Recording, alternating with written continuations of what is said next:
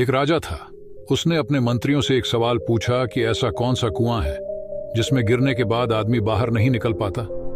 इस प्रश्न का उत्तर कोई नहीं दे पाया। आखिर में राजा ने अपने राज पंडित से कहा कि इस प्रश्न का उत्तर 7 दिनों में बताओ, नहीं तो तुम्हें नगर से बाहर निकाल दिया जाएगा। राज पंडित उस सवाल का जवाब ढूंढने निकला। 6 दिन बीतने के बाद भी राज पंडित को जवाब नहीं मिला। निराश होकर जब वो जंगल से गुजर रहा था, तभी उसकी मुलाकात एक गडेरिये से हुई। गडेरिये ने राज पंडित की उदासी का कारण पूछा। राज पंडित ने उसे सारी बात बता दी। गडेरिये ने कहा, मेरे पास पारस पत्थर है, उससे आप कितना भी सोना बना सकते हैं। फिर आपको राजा के पास जाने की जरूरत भी नहीं पड़ेगी, लेकिन इसके पहले आपको मेरा चेला बनना पड़ेगा।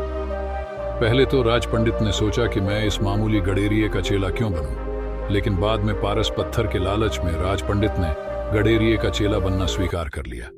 इसके बाद गडेरिया बोला, पहले भेड़ का दूध पियो, फिर चेले बनो।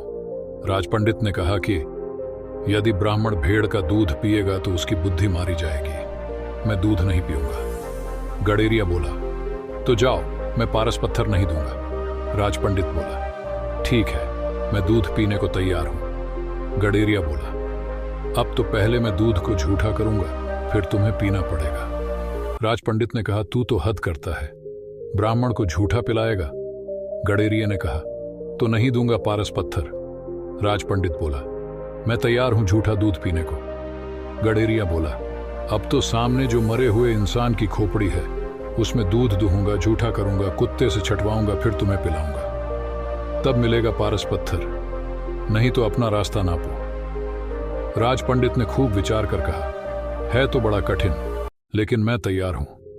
गडेरिया बोला, मिल गया जवाब, यही तो कुआं है लोभ का, जिसमें आदमी गिरता जाता है और फिर कभी नहीं निकलता। जैसे कि तुम पारस पत्थर को पाने के लिए इस लोभ रूपी कुएं में गिरते चले गए। राज पंडित को राजा के सवाल का जवाब मिल चुका था। सीख, लालच बुरी बला है, ये बात हम बचपन से सुनते आ रहे हैं। कई बार हम लालच में इतने अंधे हो जाते हैं कि अच्छे या बुरे का फर्क ही भूल जाते हैं, यहां तक कि अपना स्वाभिमान भी भूल जाते हैं।